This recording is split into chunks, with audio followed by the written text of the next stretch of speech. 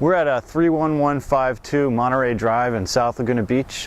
This particular spot is where on December 14th, 1967, there was one of a near weekly type occurrence in the city at that time, a narco raid, as the local papers called them.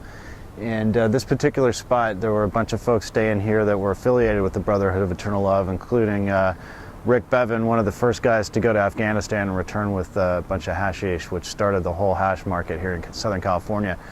Anyways, Bevan tells the story about how he had a bad feeling about a particular deal that was being made at around the time of that first trip, where there was some new people that were interested in buying some of this stuff, and he didn't particularly trust them. So he left this house, went up to Mystic Arts World, and he got a call later on that day that there had been a raid and there had been a shooting.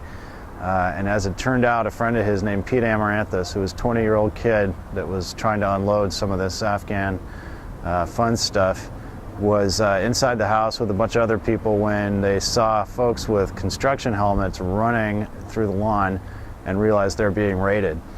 Basically, what happened was Amaranthus tried to run out of the house, and right as he did that, he came into view of a Orange County Sheriff's deputy named J.D. Green.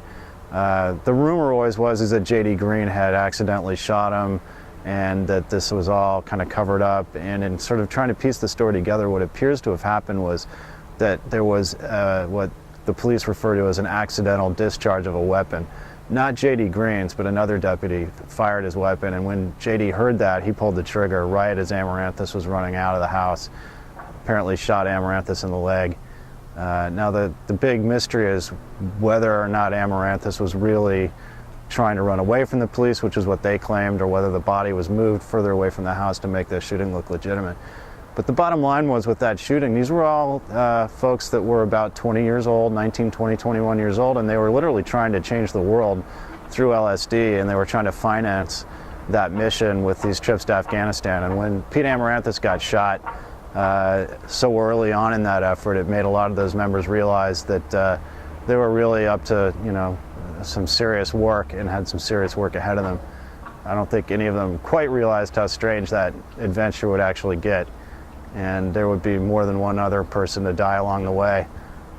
But Amaranthus was the first casualty in the Brotherhood of Eternal Love's reign here in Laguna, and the local law enforcement attempts to stop him.